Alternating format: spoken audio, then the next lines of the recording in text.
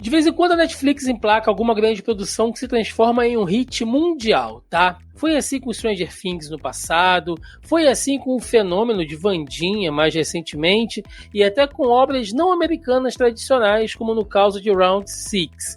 Mas Beberrena talvez seja diferente de tudo isso que a gente já viu nesse sentido de chegar avassaladoramente nos tops da plataforma para falar de diversos temas como perseguição, abuso, violência e questões de gênero sexual. Tudo isso misturando uma linguagem que varia entre o cômico constrangedor até o drama que faz a gente querer chorar no banho após cada episódio.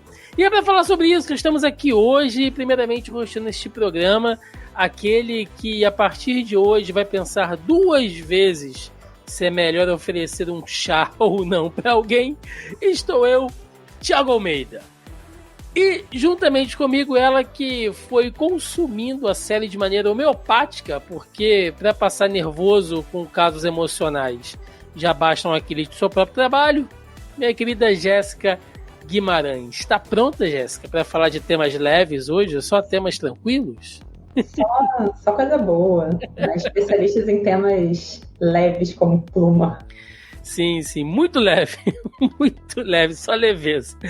Pois é, meus amigos, estamos aqui reunidos esta semana para falar então sobre Beberrena, né? Esse fenômeno aí que mistura o real com o ficcional e aborda temas pesadíssimos que a gente vai tentar, né, tratar hoje da melhor maneira possível. Sobre isso que vamos falar no programa de hoje, portanto, sem mais delongas, e vamos ao cast.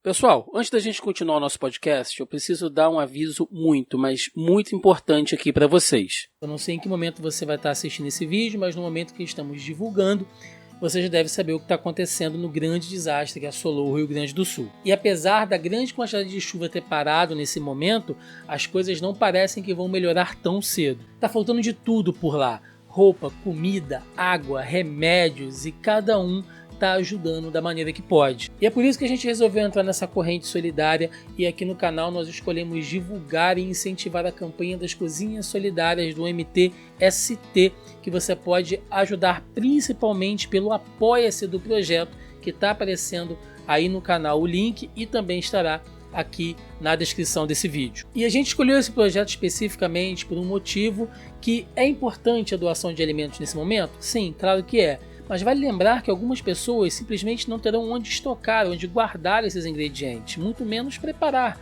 né? Vale dizer que muitos bairros ainda estão debaixo d'água, as pessoas perderam tudo, perderam seus lares, seus eletrodomésticos, então é muito importante que nesse momento haja comida, refeição ali pronta e disponível para essas pessoas. Nós escolhemos as cozinhas solidárias porque é um movimento sério, com quase 50 cozinhas em 3 estados do país e no Distrito Federal. O objetivo dessa campanha é fortalecer a base da cozinha solidária de Azenha, em Porto Alegre, com a meta de produzir 2.400 marmitas por dia. Atualmente, esse número corresponde a 3 vezes da demanda normal por lá. E é muito importante dizer também, gente, que caso você não possa se comprometer ali com uma doação mensal, né, já que o Apoia-se ele é uma colaboração mensal, você pode fazer qualquer ajuda, qualquer doação ali, eventualmente, de maneira pontual, através do Pix, do projeto do Cozinhas Solidárias. Também está aparecendo aí na tela e também estará aqui na descrição desse vídeo. Não importa se você acha que o valor é pequeno, não importa, gente. Se todo mundo ajudar, né, de maneira massiva, qualquer quantia faz a diferença. Lembrando também que todo excedente que for doado para essa campanha, caso não seja usado, eu acredito que será, né? Mas caso haja algum excedente, ele será revertido para outras cozinhas solidárias do país. Então, de repente, você pode estar aí de maneira indireta ajudando alguém muito próximo de você. E deixando claro, tá, gente? Nenhum valor passa pela nossa mão, a gente não está fazendo captação aqui de doação de maneira alguma. Estamos divulgando aqui, incentivando sempre os canais oficiais do projeto. Inclusive, também não interessa pra gente o número de valor que as pessoas, né, caso queiram doar aí, os nossos seguidores, a galera que nos acompanha, doem. Não interessa pra gente qual é o valor, tá? A gente não quer saber, a gente não vai divulgar quanto é.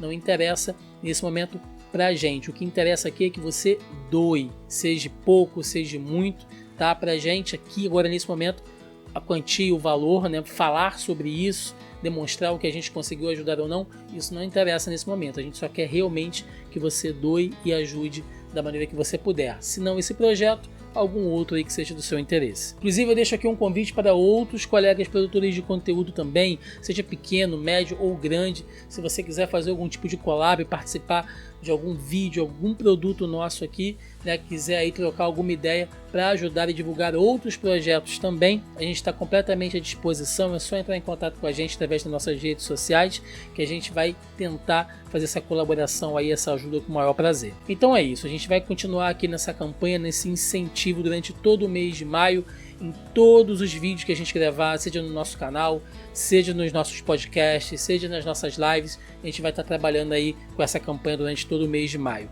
tá bom? E é isso, quem puder ajudar, ajude, e toda a nossa solidariedade ao povo do Rio Grande do Sul. É isso aí, valeu demais. Vamos lá, Jéssica. Beberrena, né? Uma série que, assim, se não tivesse virado o fenômeno que foi, né? Talvez a gente não tivesse tido tanto conhecimento. Ela ganhou logo ali no boca a boca, logo veio aquela onda ali de TikTokers, né? Influencers falando, tipo, não, você tem que assistir isso e tal.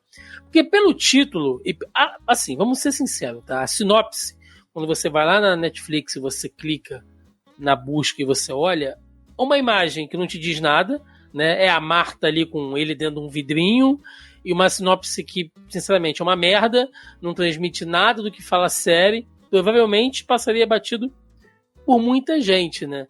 Mas acaba que ela ganhou aí nesse boca a boca. E pra gente falar sobre isso, né, são temas pesadíssimos aqui, como a gente citou na introdução, vale a pena esse disclaimer, né? É um programa onde a gente vai dar spoiler de tudo, então se você ainda não assistiu a série e não gosta de spoiler, eu recomendo que você salve aí na sua lista de podcasts, depois volte aqui para poder ouvir a nossa opinião, a nossa análise. Mas se você já assistiu, enfim, sabe que são temas pesados, então vale a pena sempre a gente falar sobre isso.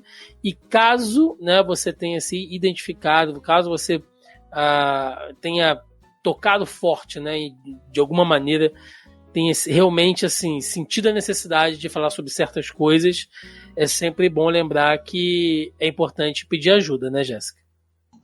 É sim, vamos lembrar que se você está sofrendo, se acontecer alguma coisa, se você se identificou, ligue para o CVV, que é o 188, tá? Eles têm o telefone, você pode entrar no site, né? Tem um chat também, se você quiser se sentir mais à vontade. Eles têm um chat, tem um telefone, que é o 188, e você pode conversar com alguém, simplesmente desabafar, falar sobre o que você está sentindo. Eles vão te ajudar, eles vão te ouvir e te orientar para que você busque ajuda. Se algum dos temas que a gente fala aqui, ou quando você estiver assistindo a série, você não se sentir bem, para e vai procurar ajuda. Exatamente. Então vamos lá, Jéssica, Beberrena, né? Eu comecei falando que ela foi um fenômeno e tudo mais. Você justificaria, né? Vamos começar falando de maneira mais ampla aqui. Você acha que essa série ela foi um fenômeno por causa dos temas que ela aborda, da forma que ela aborda, ou também, assim, a gente não pode, né, desprezar o talento, a química daquelas duas pessoas ali, que é o Richard Gad, né, que faz o Donnie, que consequentemente faz ele mesmo, já que é baseada na história de vida dele, e a Jessica Gunning, que faz a Marta. E, cara, que papel essa mulher fez, né? Então, o que você acha? Qual é a fórmula do sucesso de Beberrena, na tua opinião? A fórmula acho que ela de tudo um pouco. Quando eu vi Beberrena e vi aquela foto, como você falou, pra mim, sei lá, eu falei, será que é um derivado do Sweet Tooth? O negócio é assim, passou batido. Faz sentido. E aí todo mundo fala, não, você tem que assistir, porque fala sobre várias coisas, fala sobre o Stalker. Opa, peraí, fala sobre o Stalker. Então eu acho que a gente vem muito da questão do True Crime, né? Uhum.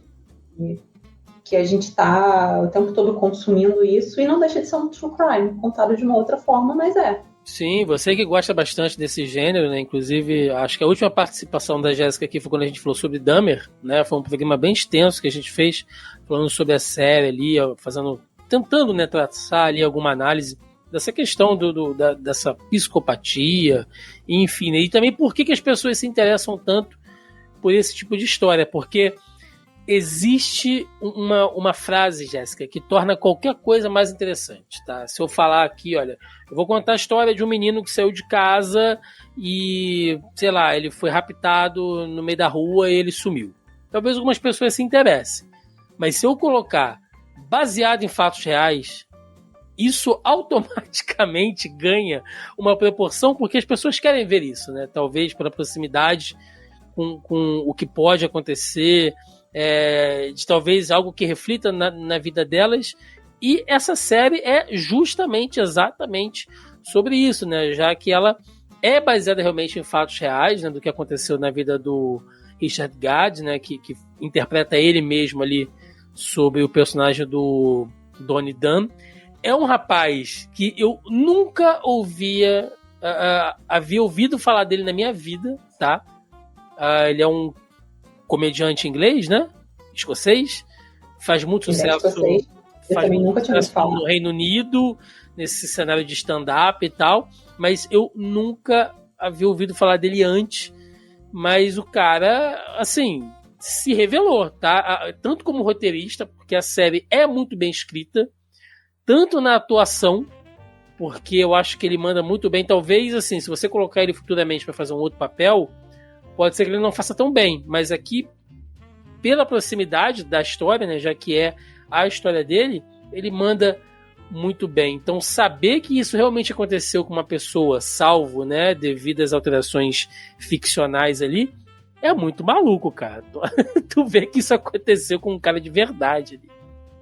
É muito louco, e eu acho que isso aproxima um pouco as pessoas, né? Quando você tem um Dahmer da vida, ou você tem um Silêncio dos Inocentes, você tem quase o que a gente chama de um manual, né? Um louco de manual. Uhum. Você vai lá e você vai encontrar todas aquelas coisas. Nessa situação aí, o que você tem é algo muito atípico.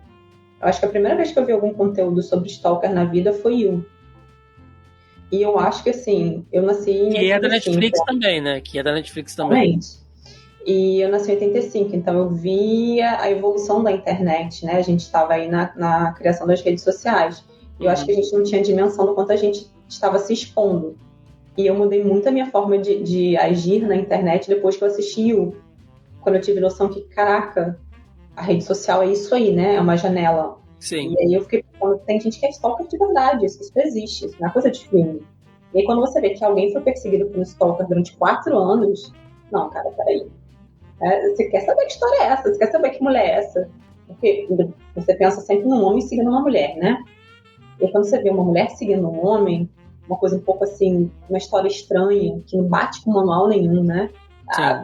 Onde a gente encaixa a Marta? A gente não encaixa a Marta em lugar nenhum. A Marta é uma pessoa que ela sofre de doença mental, né? Mas que você não consegue encaixar muito bem em lugar nenhum.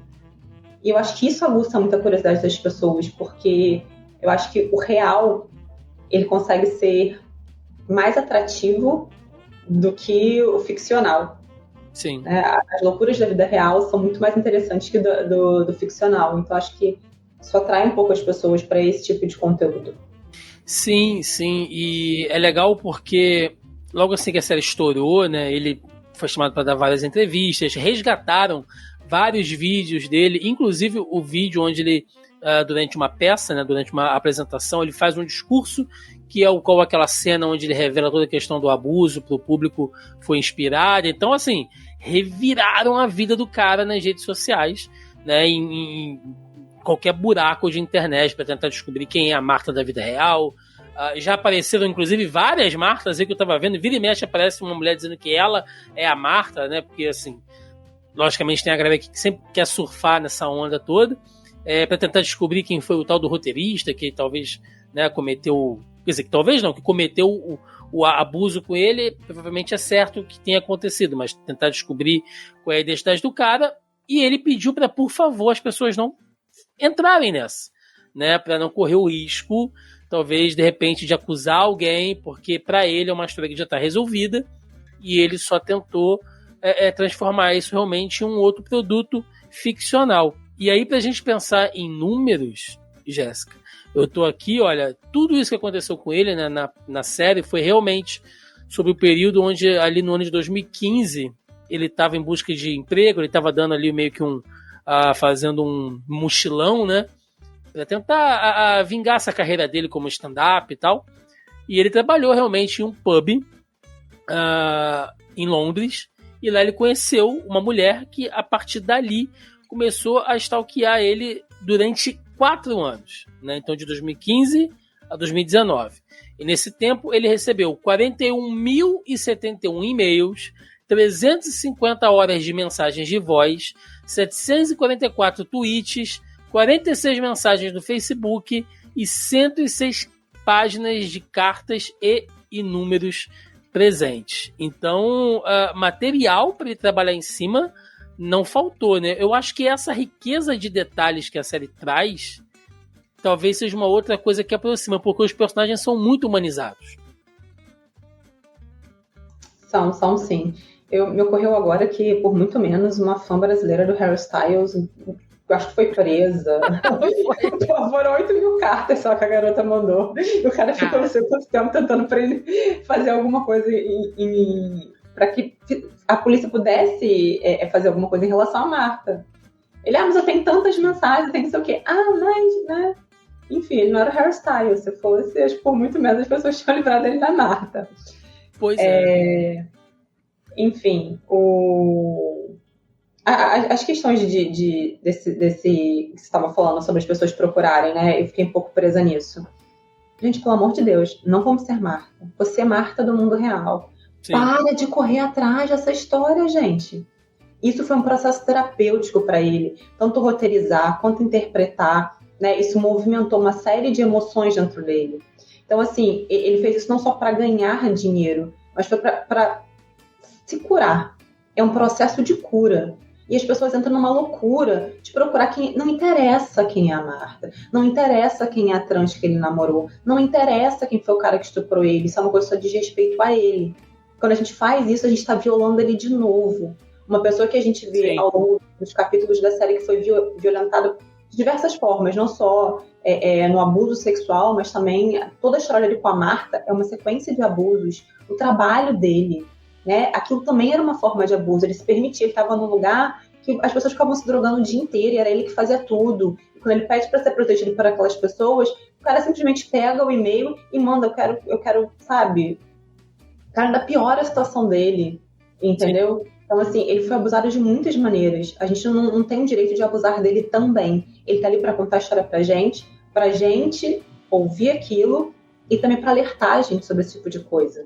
Né, para a gente se manter são de que a gente pode conhecer alguém e tentar ser carinhoso, tentar ser humano, e isso acontecer com a gente pode ser abusado, a gente pode estar numa situação que a gente não está conseguindo lidar emocionalmente e a gente explodir como ele explodiu. Então, pelo amor de Deus, gente, não fica procurando quem é quem, sabe? Não cabe. Não vale a pena. E é uma série que ela provoca muito essa questão da empatia, né? Ela mexe com alguns sentimentos internos, acho que do espectador. De um ponto de vista isso é bom, porque do ponto de vista de uma peça artística, né, você sabe que uma obra de arte ela é boa quando ela mexe contigo, quando ela te provoca, quando ela cria debate, quando ela vai ser um marco de alguma maneira. Então, quando a arte é provocativa, né, seja pelo bem ou pelo mal, ela cumpriu a sua função a sua função crítica como arte. Então, acho que nesse ponto a série trabalha muito bem, mas acho que é legal colocar esse limite, essa barreira, e a gente tentar entender o papel de cada um, porque é muito fácil como espectador, né, você ficar ali, tipo, se fosse comigo, eu teria feito assim, teria feito assado e tal, sem estar vivendo exatamente, né, a vida daquelas pessoas, tendo aqueles sentimentos, passando por tudo aquilo. E acho legal a gente estabelecer, são pouquíssimos personagens, né? Acho que a série gira em torno de 4 personagens especificamente, né? 2 principais ali, 2 co-protagonistas e 2 coadjuvantes. Então é muito simples a gente fazer essa análise. Vamos começar falando da Marta, né? Que é uma stalker. E essa coisa, né, que você falou que você se interessa por obras desse tipo, você citou o You, né, que é outra série que trata muito sobre isso. Afinal de contas, Jéssica, o que é o stalker? É o cara que é obcecado, é um maníaco, é um depravado, ou existe algo ali disfuncional no comportamento dessa pessoa, né, que às vezes ela nem sabe, que não é nem assim proposital a ela, mas que caracteriza ela como stalker? Vamos lá, vamos pela definição, né, aqui se você for lá e procurar no dicionário, na internet mesmo, que é um stalker. Stalker é uma palavra inglesa que significa perseguidor, é aplicado a alguém que importuna de forma insistente e obsessiva uma outra pessoa, que em muitos casos ou é alguém famoso, uma celebridade, não pode ser um ser humano comum também, tá? Uhum. Isso aí pode levar a ataques ou agressões. Na verdade, um stalker nada mais é do que alguém obcecado, nem sempre depravado. Isso pode acontecer ou não, tá? Stalker não é uma doença mental, é um resultado de uma doença mental. A Marta, ela chega pra gente como uma pessoa humana porque a Marta tem uma história. Aí, lembra quando a gente falou de Dahmer, a gente ficava se perguntando, será que ele nasceu assim? Será que ele é assim? E ao longo da série você vai percebendo que ela é uma construção. No primeiro episódio, na primeira cena da Marta, a primeira cena dele a primeira coisa que eu senti dela foi pena. Então, assim, aquela pessoa chega com uma cara triste e ele sente pena dela. E, do nada, uma pessoa que não tem dinheiro pra pagar nada, é uma advogada que se diz famosa, que tá com um celular super antigo. iPhone. Ela tá com o celular enviado do meu iPhone. Isso é um ponto que a gente tem que falar, tá? Uma pessoa que depois você descobre que ela realmente é advogada, que ela realmente trabalhou para um político, mas ela vai inflando.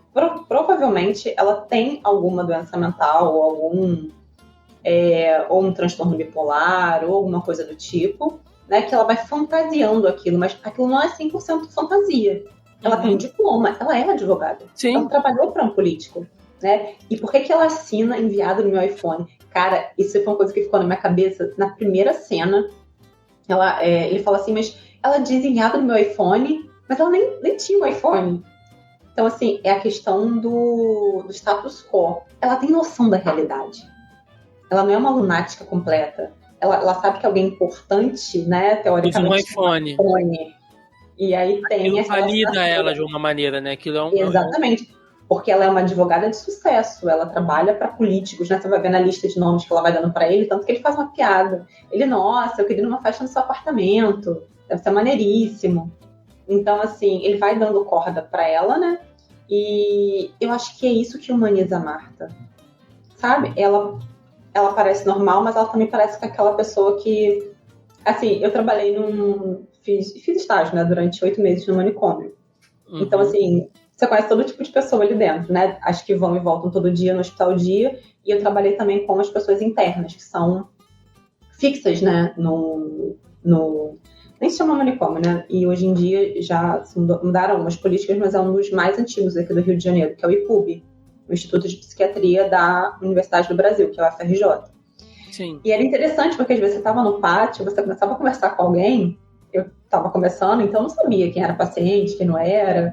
E a pessoa vem te contando uma história, e assim, exatamente como conversar com a Marta, a pessoa uma história que tem lógica, que tem cadência, que você vai vendo, parte é real, parte não é. Parte é um delírio.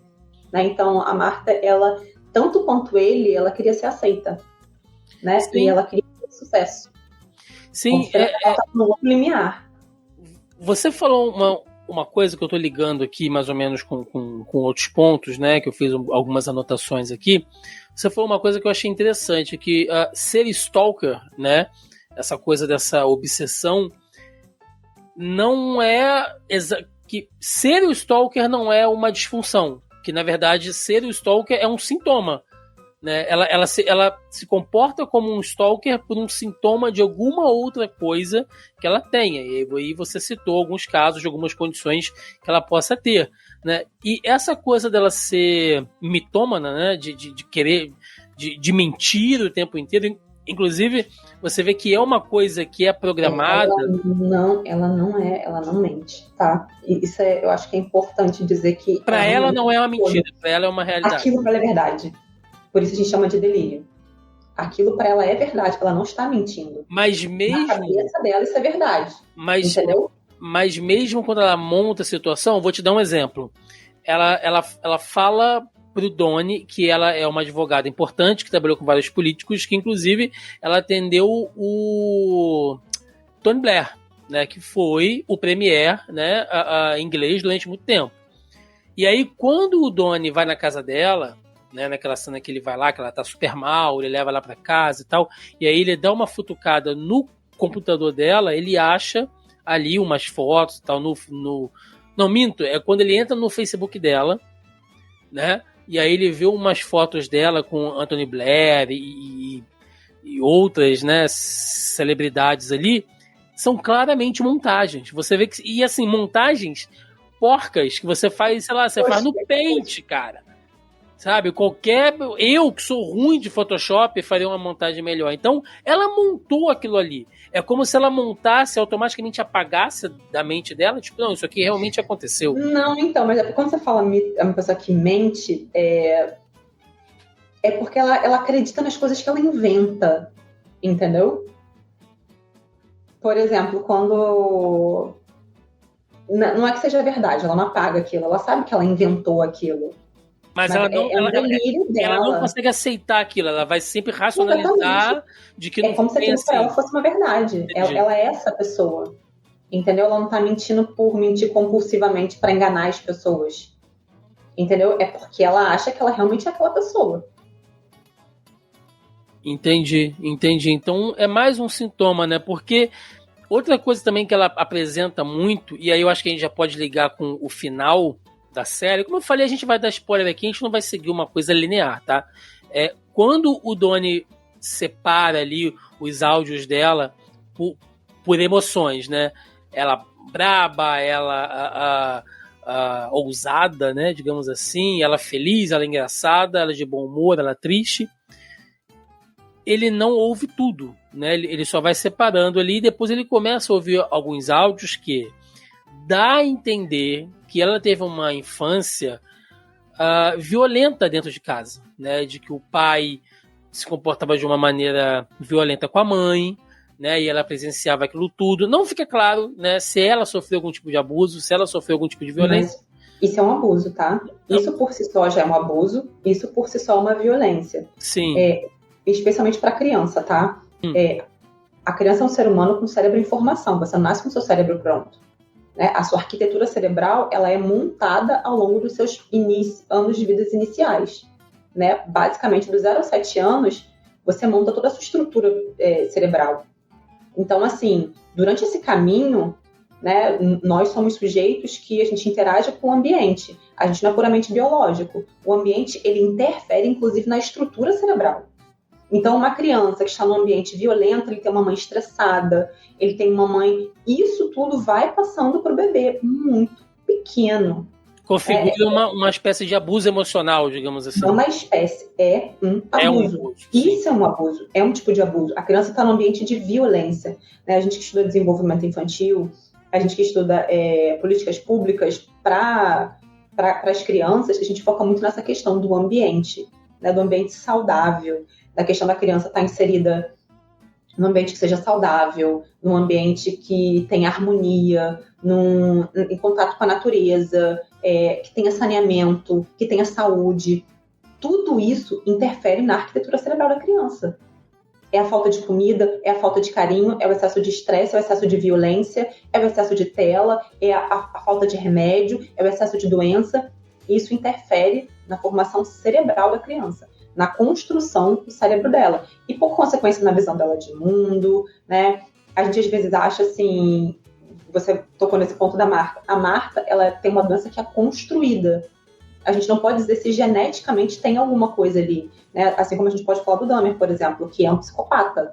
Já foi comprovado cientificamente que os psicopatas eles têm uma espécie de lesão no córtex pré-frontal, que é a parte do cérebro onde você mensura a culpa, as leis, né? E eles têm esse rompimento no córtex pré-frontal. Então eles não sentem culpa. Eles vão matar, vão fazer atrocidades e eles não vão sentir culpa por aquilo. Vai ser como se eles tivessem, sei lá, feito a unha, tomado um copo de café, e eles vão sair pela rua livremente. A Marta, ela tem uma doença que ela é construída, né? Você ser submetido à violência, à falta de acesso básico, né? De saneamento, de comida e de saúde, isso gera um impacto no seu cérebro, pode gerar até uma doença mental mesmo. Essa questão dela ser o stalker, por que ela persegue alguém, né? Por que ela enxerga nele o bebê rena? Por que esse bebê rena é tão importante? Por que ela precisa ser importante? Por que ela precisa ter um iPhone? Por que ela precisa ter um iPhone? Por que ela precisa estar inserida? Né? Por que ela precisa ser aceita? Por que ela precisa ser querida? Ela materializa, né? Talvez coisas que foram negadas a ela, ela cria algo que é material para significar aquilo ali, né? No caso do iPhone, você explicou bem aqui, é a coisa do status. No caso dessa mini rena, né? Desse bebê rena, era um brinquedo que ela tinha que acalentava ela nos momentos onde ela estava passando por aquela situação difícil. Então, automaticamente, ela corresponde isso ao Donnie, porque outra coisa que eu achei interessante é que ela sempre trata, quer dizer, sempre não, mas eventualmente ela trata ele de maneira meio maternal, né? Ela pega ele, bota ele no colo, fala pra mim o que foi que fizeram contigo, né? Quem foi que te machucou e tal, porque talvez sejam coisas que tenham faltado a ela. Ou coisas que ela tenha visto, porque se você aprende, né, que o relacionamento é assim, que você pode bater nas pessoas, que amor é assim, você leva isso para a vida, né? A gente tem muitos casos em consultório onde as pessoas chegam com uma visão deturpada do que é amor, do que você precisa, mas isso não é, isso é doença. E aí você vai verificando a história familiar, porque o meu pai batia na minha mãe. Então você cresce acreditando que isso é normal dentro de um relacionamento, que apanhar e bater na pessoa que você ama é normal. Né? Se você cresce apanhando, né? Eu sou mãe e na minha experiência materna, eu tento aplicar muito isso. Né? A questão do você não bater, do você não gritar, para que a criança saiba que isso é um abuso por si só. E aí, às vezes, ele bate na gente porque ele é uma criança e ele não sabe disso, ele tem 4 anos, e a gente fala, a gente bate em você? Você vê, meu marido fala muito isso, você vê o papai batendo na mamãe, você vê a mamãe batendo no papai, não é assim que a gente resolve as coisas na nossa casa, a gente conversa. Entendi. Então, assim, você naturaliza o ambiente que você vive, que você cresce. Ou confunde também com uma forma de disciplinar aquela criança, né? E assim, a gente vai estar fugindo um pouco do tema aqui, mas talvez tenha um pouco a ver pra gente tentar entender um pouco a Marta, né? Que é essa coisa que você disse, de você normalizar essa questão da violência, da agressão, porque em alguns momentos ela fica realmente agressiva, né? Inclusive a personagem, ela tem histórico, né, de já ter sido presa antes, já ter sofrido algum tipo de sanção de processo por agressão física também, né, que seria ali a última instância, digamos assim, mas essa coisa do pai, da mãe que bate, né, na intenção de disciplinar, é uma coisa maluca, porque geralmente o cara que apanhou muito, né, e aí logicamente que a gente não está generalizando aqui, mas é muito comum a gente ouvir papos tipo assim, eu sempre apanhei e hoje eu tô bem. Eu sempre apanhei e tô vivo. Meu pai me descascava na porrada. Acho que você tá bem, você sobreviveu à sua infância. O cara tá cheio de ansiedade, o cara tá cheio de depressão, o cara é intratável, assim, a empatia social zero, às vezes, né? Às vezes é uma pessoa cheia de problemas, cheia de questões, que ela nem percebe. E pode ter a ver com isso. Né? Acha que, assim, só o cara que ficou louco, né, falando de maneira bem tosca, né?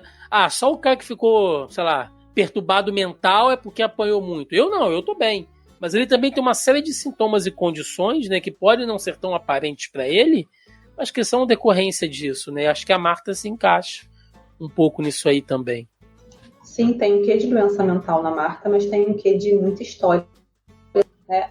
Acho que isso faz com que a gente se solidarize com a Marta. É isso que humaniza a Marta. Sim, e tu acha que o Donnie percebeu isso em algum momento? Tipo, alguma coisa tá errada com ela também? Desculpa. Eu acho que sim. Eu acho que sim. Eu acho que ele percebe isso no momento em que ela fala com ele. Que ele vê uma pessoa ali que ele acha digna de pena e que não tem dinheiro para pagar, mas que de repente começa a falar que eu trabalho com o Tony Blair, e aí começa a mostrar uma lista de gente, sabe? Não condiz. Nesse momento ele percebe que aquela pessoa não é normal. Sim, porque a série, ela é muito boa, assim. Eu sei que não foi o seu caso, tá? Mas 90% das pessoas com quem eu converso viram a série numa tacada, ou no máximo 2. Foi o que aconteceu comigo, né? Eu tava em casa, aí a Joyce falou, não, vamos assistir a série aqui, tá todo mundo falando sobre ela e tal, vamos ver porque vai ser legal. Falei, beleza, vamos assistir. A gente não conseguiu parar. A gente começou tipo 8 da noite, sabe?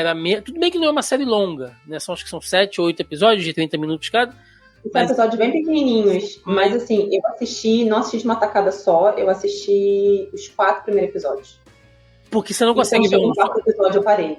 Porque é nesse ponto que a série faz uma reviravolta, porque ele começa com uma coisa que o The Office me dava muito no início. As temporadas iniciais de The Office, quando você via o Michael fazendo piadas sexistas, piadas racistas ali, e você não entendia que a série era uma sátira mesmo, né, do homem classe média ali, completamente sem noção, né, que ele é um personagem mesmo inventado daquela maneira, até você entender que The Office é aquilo ali, é um humor do constrangimento. Tipo, gente, olha o que esse cara tá falando, você fica constrangido, né, você tá rindo, é o famoso rindo de nervoso. E o Bebê Rena ali, os 2 primeiros episódios, é isso, né? Tipo, mano, olha o que esse cara tá passando, mano. Essa mulher é louca e tal. E aí, quando ela vai no show dele, né? Que ela dá aquele ataque violento e chega ali pelo 3º ou 4º episódio, que ele conta a história do que ele passou do abuso, ficou um silêncio dentro do quarto, a gente assistindo a série, porque ninguém mais estava rindo. Sabe? Tipo, cara, olha o que aconteceu com esse cara. Eu acho que a série ter esse plot twist, né, de vira uma chave em você. Você fala, opa, peraí, agora eu tô vendo outra coisa aqui, o buraco é muito mais profundo, né? É muito bem escrita. É muito bem escrita e, assim, Thiago, eu fui ler algumas coisas, eu parei no 4º episódio, porque foi um episódio que mexeu muito comigo. A gente conversou num outro podcast que a gente fez sobre o Setembro Amarelo, sobre um filme que era As Vantagens de Ser Invisível. Isso. Eu lembro que eu fiquei até bem emocionada, porque fala um pouco dessa história que é um abuso. Só que, no caso, a vantagem de ser invisível é de uma criança. Então, obviamente, mexe muito comigo. Mas você tem que entender que uma pessoa que sofreu um abuso sexual, né, primeiro, eu vou separar homens e mulheres. Né? Já existe hoje entre as mulheres um lugar de fala. A gente já fala disso. E a gente já fala disso dentro de vários lugares. Se você sentar com a Joyce e você perguntar, Joyce, quantas das suas amigas já sofreram algum tipo de abuso? Ela vai te falar de várias, porque entre a gente hoje já conversa sobre isso. Isso foi uma coisa que a gente guardou durante muito tempo. A maioria das mulheres já sofreu algum tipo de abuso, seja por parente próximo, amigo de parente próximo. Né? Isso é uma coisa que acontece muito. Né? E aí depois veio dentro da indústria a questão do Harvey, de várias pessoas, o movimento Me Too, e isso foi cada vez mais ganhando força, e as pessoas hoje em dia falam sobre isso. Com os homens isso ainda não é normal. Ainda é muito difícil. E a série pega nisso, a série pega muito nisso, né? Exatamente, e vem uma questão da sexualidade, porque quando você é uma mulher e você é abusada por um homem, e na maioria das vezes é um homem, o abusador é um homem, isso é uma característica predominante. Não que não existam mulheres abusadoras, existe. Né? Existe. Você assiste até da última temporada que a gente comentou, tem um filme que a Natalie Portman faz, né, que tem uma mulher que ela já tem seus 20 e tantos anos, 30 anos, e ela se envolve com o filho, com o amigo do filho. Só que assim, são casos a porcentagem é bem menor, em maioria é homens que são os agressores sexuais. Você tem a questão da sexualidade, porque além de violado, você se acha homossexual. E ele fala isso pro pai dele, né, no episódio mais à frente. Eu me sinto menos homem. Eu me senti menos homem. E aí você vê que isso é uma coisa, e até pela resposta que o pai dá, né? Eu já vou dar um spoiler, que o pai também sofreu abuso. Sim, essa cena do pai, a gente tem que falar sobre isso daqui a pouco, sim. Então, assim, você vê que é uma coisa que se repete, você vê que é uma coisa que acontece muito. É muito normal acontecer esse tipo de coisa com homens, geralmente, mais novos. Né? E isso te deixa um pouco em parafuso, isso te deixa vulnerável. E aí você entende porque durante 3 episódios ele aceitou trabalhar naquela porcaria de lugar, sendo tratado daquele jeito. Por que que ele aceitou a perseguição dela? Por que que ele se encantou por ela? Né? Porque ela deu pra ele, quando ela riu da piada dele, cara, ele tá há anos tentando fazer as pessoas rirem e ele não consegue. Sim. E ele conseguiu fazer alguém rir. Sabe? Ele olha pra ela e ele vê... Isso me caiu uma ficha na última cena. Que quando ele olha pra Marta, ele vê alguém igual a ele. Sabe? Alguém que sofreu, alguém que... quebrado, de certa maneira, né? Exatamente, alguém quebrado. E assim, ele se torna vulnerável. E o comportamento dele vai se explicando do porquê ele tolerou tanto tempo, porque ele tinha vergonha da namorada, porque que ele tinha... E aí você vai vendo assim, você costura. Né? Quando você chega no 4º episódio, você costura o início da série. Então, assim, é muito bem feito, mas pra mim foi um ponto em que eu precisei parar. Até pra eu ganhar fôlego. Dá uma respirada. Ó, só pra deixar aqui, ó, claro, já que a Jéssica citou, né, a gente vai fazer um alto jabá aqui. A gente gravou o Zoneando Podcast 336, filme sobre depressão. É o episódio de setembro do ano passado, a gente gravou em 8 de setembro de 2023. Já, inclusive, é dessa nova fase que tá aí no YouTube, né? Quem estiver acompanhando pelo canal pode procurar, ou pode procurar aí em qualquer plataforma que vocês queiram, que foi um outro cast que a gente deu vários exemplos aqui, né? De filmes tratando sobre esse tema, então podem procurar aí o Zoneando 336, que é muito bacana. Quem sabe esse ano a gente faz uma parte 2, hein? Acho que esse ano... eu super quero fazer uma parte 2, e as vantagens de ser invisível está no Telecine, para quem quiser assistir. A gente falou de muita coisa bacana. Quer dizer, bacana no sentido do tema, né? Mas ok, né? A gente já entendeu um pouco de como esses personagens se relacionam, né? De como eles enxergam o mundo, né? E também tem a questão de como o mundo os enxerga. Eu vi algumas pessoas dizendo, né? Logicamente que entra naquela coisa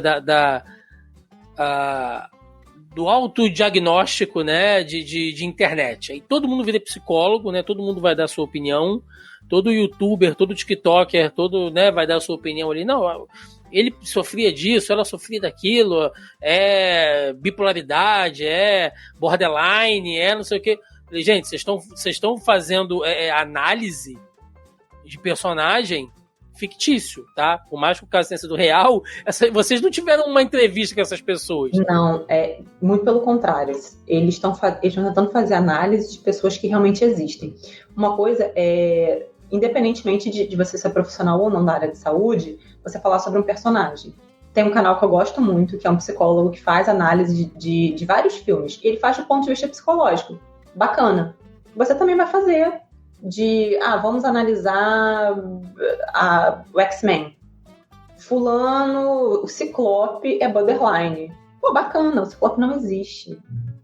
A gente tá falando de pessoas que são reais, que estão aí e que não morreram. Uma coisa é você falar do Dahmer, né, que é um assassino condenado, que já a gente tem informação sobre ele, né, que ele era psicopata e tudo mais, e que já tá morto. E você falar de alguém que tá vivo. Gente, essa mulher... Eu li, uma das coisas que eu li foi que o Sunday Mail, o The Sun, fez uma entrevista com ela. O repórter ele achou ela, e ele fez uma entrevista com ela. E aí ele tava meio assim, se era ou não. Só que antes, eles fizeram até uma sessão de fotografia com ela, né? E ele decidiu não botar as fotos, mas antes de ir ao ar, ela começou a macetar um monte de mensagem para ele. E-mail, mensagem de voz. E ele falou que as filhas dele chamavam ele de Papai Rena, né? Porque ele já é velho. E que assim, ele realmente acreditava que era ela, por conta do comportamento. E ela fala que ia processar, que não sei o quê. E você vê, né, cara, um jornal, se prestar isso, né, de procurar essa pessoa e de querer expor isso. Tabloide, né? Ainda mais tabloide inglês, a gente sabe que é a escória da imprensa, mas tudo bem. E aí, né, entre esses diagnósticos psicológicos freestyle, eu vi algumas pessoas dizendo de que o Donnie sofria de síndrome de Estocolmo, né? Que quando você se apaixona ali pelo sequestrador, pelo agressor e tal. Na minha opinião, que não vale porra nenhuma também porque eu não sou psicólogo, eu entendo que não. Talvez. Né? O que ele passa com aquele cara ali, com aquele roteirista, né? Que abusa ele e tal. Eu acho que, a princípio, existe um contexto que é social. O Donnie, ele quer se inserir dentro daquele meio, né, daquele meio de pessoas que trabalham com roteiro, que trabalham com humor, que fazem show, né, e que tem um renome, que podem introduzir ele dentro do show business. Então há um interesse profissional, há um interesse social, há um interesse econômico. Ele precisa que os shows dele comecem a encher, ele tem que ganhar grana, ele não pode trabalhar num pub o resto da vida. Então existe tudo isso, e ele realmente viu naquele cara, né, a chance disso acontecer, né? É mais ou menos, salvo as devidas proporções, gente, pelo amor de Deus, né? Quando você entra numa empresa que hoje em dia a galera tá mais vacinada com isso, mas antigamente era muito aquela coisa do não, você tem que vestir a camisa, né? Você entrou, aqui não é uma empresa, aqui é uma grande família, aqui todo mundo se dá bem, aqui é cada um lutando pelo outro, então você tem que vestir a camisa. Então você não trabalho como se fosse o dono. Trabalho como se fosse o dono é ótimo. Então assim, você não vai trabalhar 8 horas por dia, você vai trabalhar 12 horas por dia, você não tem hora do almoço, seu filho ficou doente, prioridades, vamos lá, você tem que ver. Então, sabe, te sugando o máximo possível, e quando você é descartável, você é colocado de lado sem a menor cerimônia. Então, nem todo mundo que passa por isso é síndrome de Estocolmo.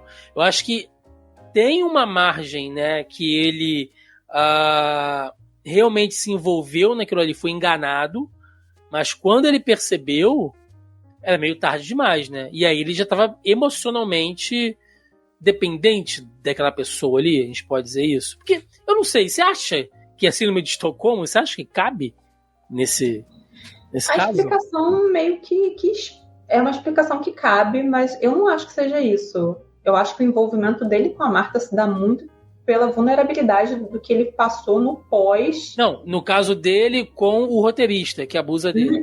Gente, não. No caso dele com o roteirista, não. Porque, olha só, o abuso, ele é... Só quem viveu uma situação como essa é capaz de entender o que ele passou. Você é capaz de conviver com o seu abusador sem nunca falar. Tem uma frase que ele fala e que o pai repete, e que se isso acontecer, ele ganha. Que ele não quer demonstrar para aquela pessoa que aquela pessoa destruiu ele. E assim, uma coisa que é muito interessante, depois do episódio do estupro, ele nunca mais usa droga. Pelo menos isso não aparece mais na série. E ele está num ambiente o tempo todo que é cercado por drogas. Seja o trabalho dele, seja a casa que ele vai morar. E ele tá arrasado, tá acabado, a vida dele tá uma porcaria, e o povo tá usando tudo quanto é coisa. Tem um episódio, inclusive, que os amigos falam, você tem que experimentar ácido, você tem que não sei o quê, você tem que ter... E ele, assim, aquilo, porque ele entende que foi por topar fazer aquilo que ele se tornou vulnerável. Porque o cara não oferecia droga pra ele à toa. O cara não foi escalando à toa. O abusador, ele tem um perfil. Ele sacou quem era ele naquele dia no banheiro. Que ele ofereceu a droga pra ele no banheiro e ele falou assim, eu estava disposto a tudo pra conseguir o que eu queria. Ele queria tanto ser famoso, que ele faria qualquer coisa. Inclusive, ele usou drogas. E foi cada vez usando mais. O cara dopava ele. Ele não sentia absolutamente nada do que o cara fazia com ele. Vulgo, cara que paga cerveja pra mulher E ela tá ali, né? O cara tá pagando bebida alcoólica. E de repente o cara vai lá e taca uma coisa na bebida da mulher. E você acorda no outro dia, você não lembra de nada, né? O próprio cara tinha... Logicamente que eu não tô passando pano pra o filho da puta aqui, tá, gente? Pelo amor de Deus. Mas o próprio cara também tinha uma condição esquisita, porque não era um cara feio, né? Era um cara bem relacionado, famoso, tinha uma casa bacana. Provavelmente não era uma pessoa com dificuldade de ter um parceiro que ele quisesse. A hora que ele quisesse. Pra mim, Thiago, explica uma coisa pra mim, assim. Mas né? por que fazer aquilo com uma pessoa? Por que E isso aí eu não sei te responder, porque são vários fatores. Recentemente a gente teve aí na mídia um jogador de futebol bem famoso, que honestamente não tinha menor. Não tinha. O cara é bem apessoado, o cara é super conceituado no mundo do futebol. Podia ter mulher o cara participa de conselho, participava, né? De conselho do não sei o quê, da família real. O cara era capitão de seleção brasileira, um cara assim, uma sumidade. Ele poderia ter ficado com qualquer mulher. Qualquer mulher faria sexo com aquele homem. Por que ele teve que estuprar alguém dentro de uma boate? Sabe? Né? É alguma coisa errada. Assim, eu sei que a resposta mais fácil é não, porque ele é safado, isso é questão de caráter e tal, mas eu acho que tem alguma coisa a mais. Sabe? Que a sensação de poder, de você poder manipular uma pessoa da maneira que você quiser, tá além, assim, só de maldade, sabe? É lógico que existe a questão... Existe um prazer nisso. Lembra que o Dom domava as vítimas dele? Pois é, sabe? E aí o prazer dele era fazer sexo com as vítimas dopadas. Sim. Ele não queria fazer sexo com as vítimas em estado lúcido. Sim. Ainda que aquelas pessoas quisessem estar com ele, porque aqueles meninos vão pra casa dele pra fazer sexo com ele, né? Sim, então... Não, o prazer dele era dominar, era ter o poder. Pois é um fetiche doentio isso, né? Fetiche, a palavra é essa, é um fetiche. De uma maneira assim, só que é um fetiche não consensual, né? Quando você fala pra pessoa me amarra e me bate é uma coisa. Agora, quando a pessoa te dopa, te amarra e te espanca, é outra completamente diferente, né? É criminoso. Então é muito doido. Nem todo fetiche é bom, né? Sim. Exatamente. Nem os consensuais, porque me amarra e me bate... né, de você ter um código que a pessoa pode ou não te matar. Palavra de emergência, tá aí. E aí, Jéssica, o que acontece? Né? Uma coisa que o próprio Donnie traz pra discussão, o próprio personagem traz, e eu acho que isso bateu forte em muitas pessoas, sabe? É um dos temas que eu vi a galera mais comentar pela internet, tipo, pô, nessa parte me quebrou, porque durante muito tempo da minha vida eu me questionei sobre isso também e tal. Que é ele se descobrindo, né? Ele falando da própria sexualidade, né? Ele tem até uma hora na série onde ele tá conversando com a Terry, que ela pergunta para ele, mas você é o quê? Como você se define? Ele fala, eu acho que eu sou bi, né? Tanto que ele teve um relacionamento realmente, né? Com aquela menina que ele morava na casa da mãe, inclusive outra relação completamente maluca, né? E aí depois ele se relacionando com esse cara, e aí depois ele entra naquela neura maluca de tá buscando alguma coisa que nem ele sabe o que é, e sai transando com todo tipo de gente, né? Homem, mulher, bicho, sei lá o que mais ele transou na vida dele. Então ele se define como bi, e aí nessa conversa dele com a Terry, depois ele fala de, cara, eu não sei se eu já era bi antes da questão dos abusos, ou esses abusos despertaram um gatilho em mim e fez com que isso acontecesse. É um assunto delicado pra caramba, né? Muito, porque a gente tem que ter muito cuidado com o que a gente vai falar, né? Até porque a gente tá falando de orientação sexual. Que não é uma escolha. Não é uma escolha, é uma coisa que acontece e que até o momento do abuso ele era hétero. Isso é muito claro para ele, que ele era hétero. Ele nunca sentiu atração, né? Quando ele se aproxima do cara, é porque ele queria ser famoso, é porque ele queria...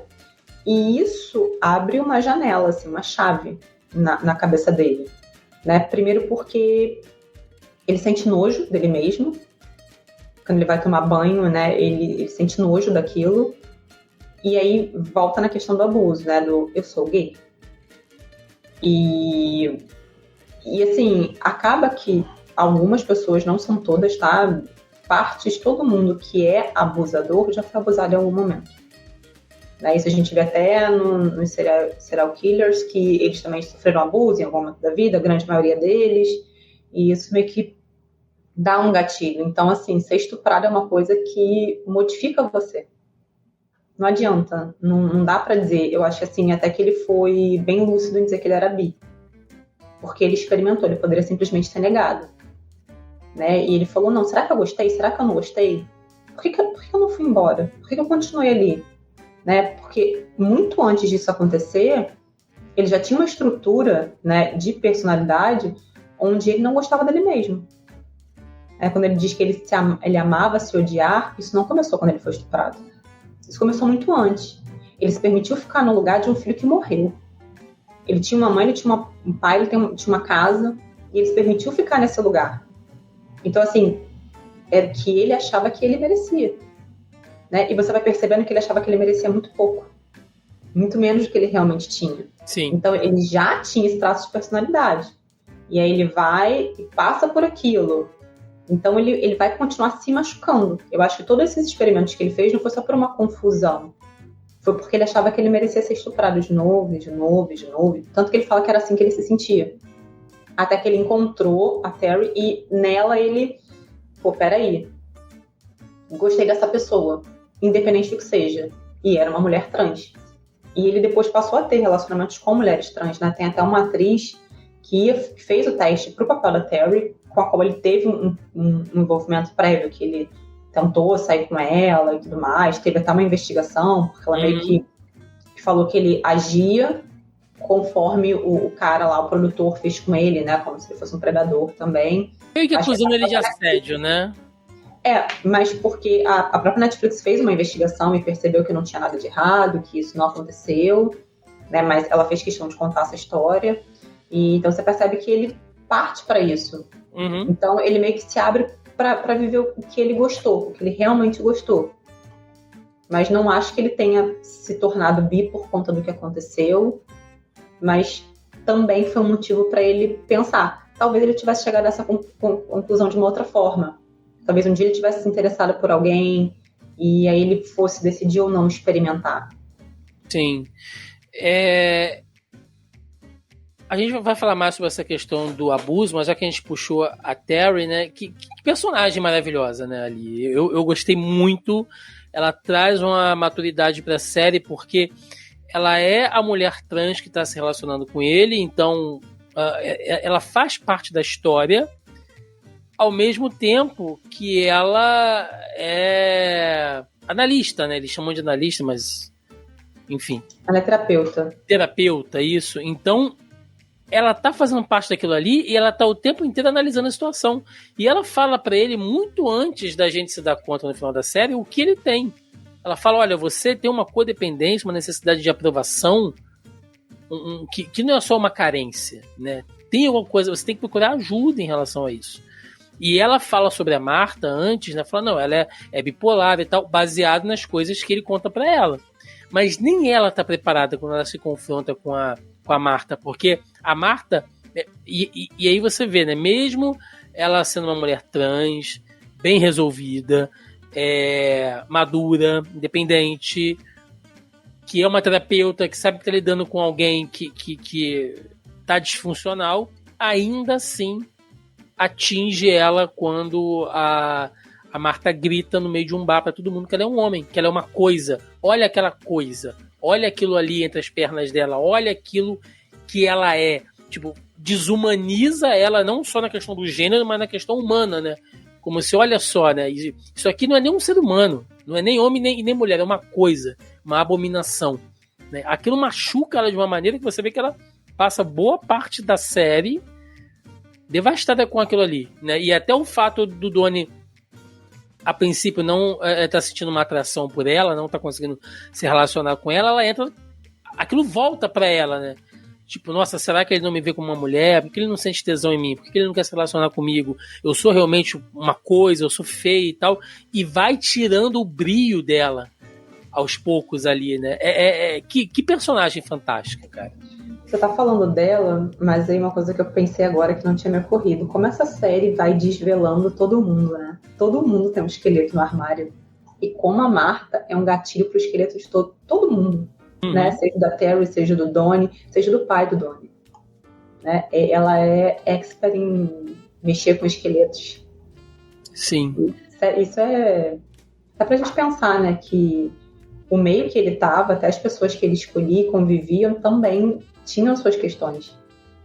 E eu imagino que deve ser muito difícil ser uma mulher trans, deve ser muito difícil você ser trans, né? Ser homossexual já não é uma coisa que é fácil, mas você passar por uma correção de gênero, né, não é algo simples. Por muitas vezes as pessoas se sentem mutiladas, né, porque você está mudando parte do seu corpo, de órgãos. E, enfim, tem pessoas que não preferem não fazer a correção total, que vivem muito bem, obrigado, com as suas partes íntimas. Mas, enfim, é um processo para cada um. Né? E a partir do momento em que ele não faz nada, eu acho que pior do que a Marta falar isso para ela vê a não reação dele. É quando ele não defende ela, é quando ele não briga por ela, é quando ele não fala para a polícia que a Marta bateu nela, ou quando ele não grita pra Marta que ele está com ela e que ela é uma mulher, entendeu? Eu acho que isso colabora muito pra que ela se sinta daquela forma, pra que ela vá apagando. E ela faz uma coisa que eu no final pensei assim, poxa, eu queria muito que ele ficasse com ela. Porque no final a gente quer que essas coisas aconteçam. Mas ela era uma pessoa curada. Ela precisava de alguém curado junto com ela. Sim. Ela já tinha passado por muita coisa na vida dela pra chegar onde ela chegou. Como ela fala, eu me escondi por muito tempo. Para agora precisar me esconder por sua causa. É um preço que não valia, sentimento nenhum vale isso. E ela se respeita muito e ela larga ele e ela vai viver a vida dela. Né? Feliz da vida, ela arruma outra pessoa, ele vai lá e ele vê ela com outra pessoa, feliz, rindo, vivendo. E a Terry ali, ela é um avatar, assim, de muitas minorias, né? Ela é uma mulher trans, ela não é branca, e ela é imigrante. Então, quando a Marta ataca ela não ataca só a questão do gênero, ela fala outras coisas também. Né? A sua gente vem para cá, o seu povo. Então, é um mix, né, de maldades ali. Inclusive, né, eu vi também gente... Né, que eu perguntei para várias pessoas o que acharam. Para tentar fazer um apanhadão, né, para a gente poder montar essa pauta. E elas, essa mulher não é louca nada. Ela sabe muito bem o que tá fazendo. Ela xingou a outra onde sabia que ia machucar, né? Ela é louca, mas não rasga dinheiro. Esse tipo de coisa que a gente ouve, o que não necessariamente corresponde à realidade, né? Você pode, inclusive ela era uma advogada formada, o diploma dela estava lá. Ela era uma pessoa funcional em todas as outras áreas da vida dela. Ela não, né? Mas ela tinha essa questão emocional com ela que transmutava ela de uma maneira louca, assim. Mas não significa que ela é uma idiota. Não. Ela agride fisicamente outras pessoas, porque ela não agride só a Terry, ela agride o próprio Donnie mesmo. Quando ele fala, né, pro cara, procura não sei o que lá na internet. Procura, ela agrediu uma menina. Ela sabe onde vai machucar. Né? Ela abusa dele. Naquela hora que eles estão passando, tipo, num beco ali, num cais, ela abusa dele. E a questão do abuso, né, pra gente já ir encaminhando aqui pro final, tem duas partes nessa série que me pegaram, assim, uma tem uma veia até ironicamente mais cômica, né, que é quando ele vai tentar falar o que está acontecendo lá na polícia, né, várias vezes, e o policial que está atendendo ele simplesmente não está levando ele a sério. Tipo, pô, cara, mas você foi abusado? Como assim? Mas o que ela fez? Né? Então, hoje tem a questão de que para o homem é muito difícil falar sobre o abuso. Você abriu aqui falando sobre isso.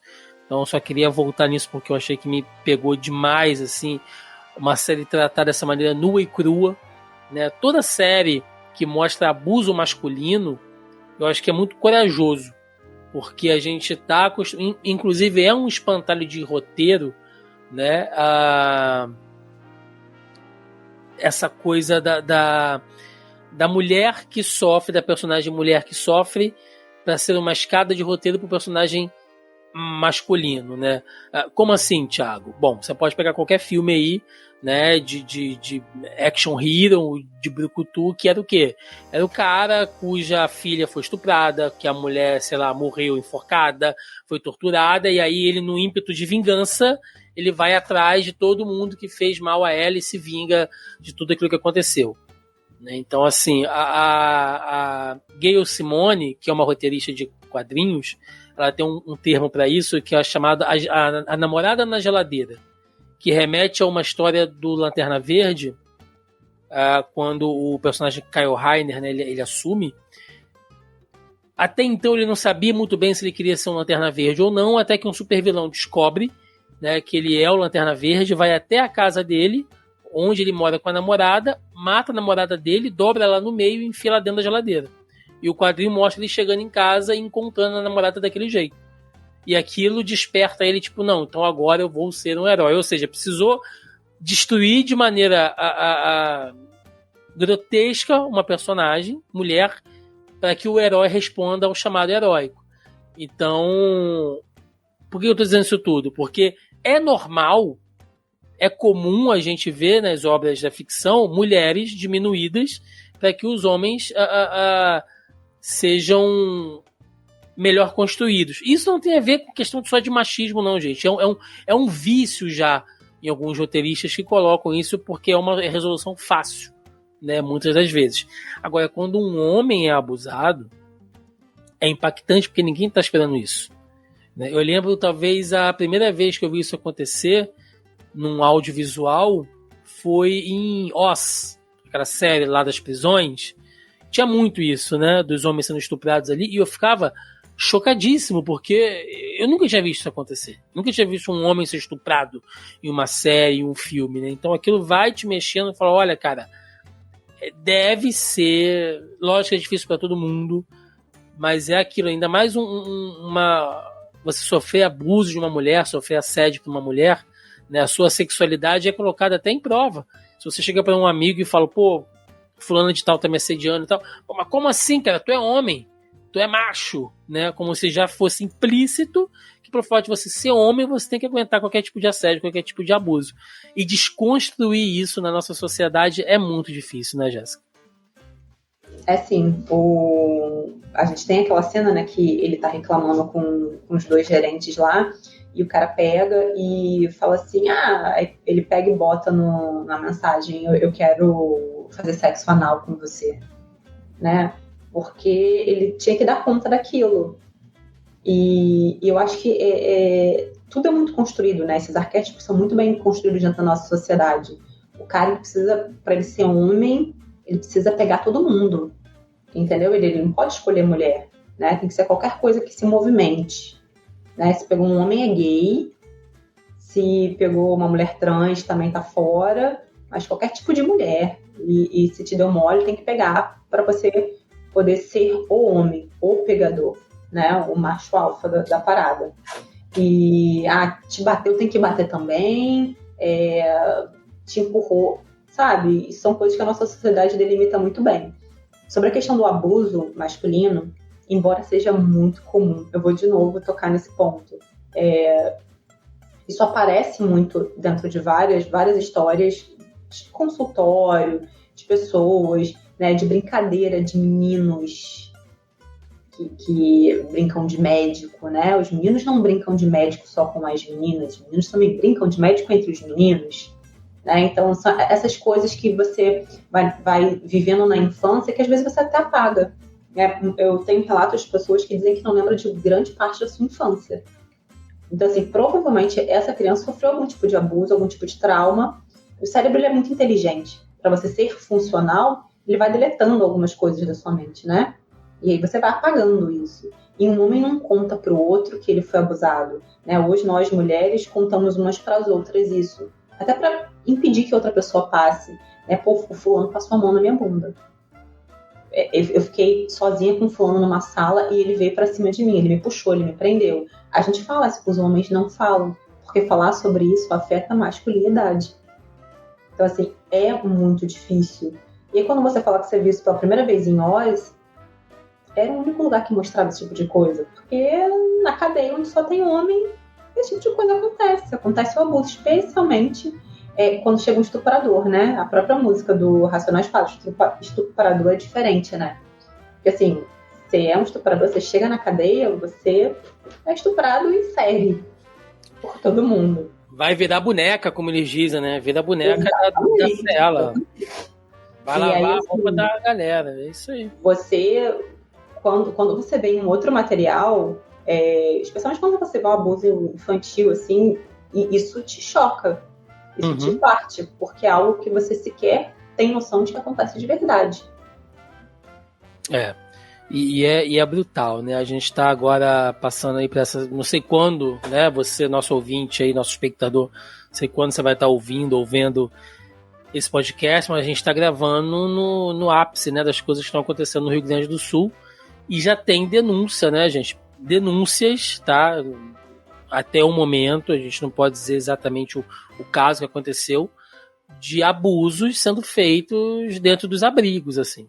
Então já são crianças, mulheres numa situação totalmente vulnerável, né? De miséria e que passam por isso. Então talvez seja uma das maiores violências, assim. Logicamente que a gente não está fazendo um concurso do que é mais violento, mas o abuso, o estupro, como você falou, acho que talvez seja uma das maiores violências que um ser humano pode passar. E a outra cena que eu queria citar aqui, que eu achei assim, cara, que sensibilidade, né? Eu não sei se na vida real dele foi daquele jeito. Que é a cena com o pai, né? Porque o pai é apresentado antes, quando a Marta começa a assediar os pais dele.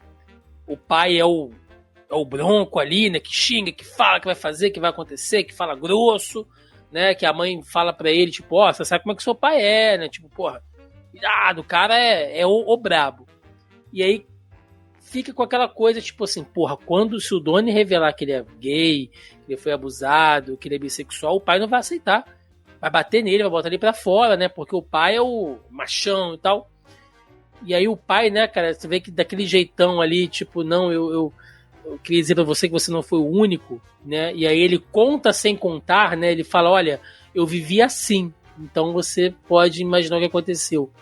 E o pai, que até então era um cara que não abraçava, né? Só apertava a mão, levanta e dá um abraço nele pra ter o contato físico ali.